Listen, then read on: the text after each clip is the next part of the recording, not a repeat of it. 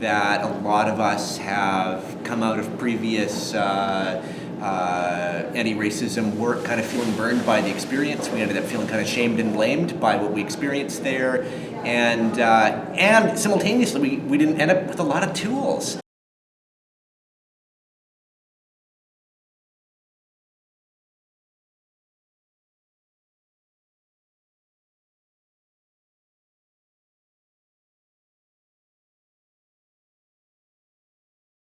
So we end up feeling crummy about ourselves and without anything better to work with. And what was really great about this is acknowledging racism as a system that we participate in, as opposed to something I need to personally feel terrible about.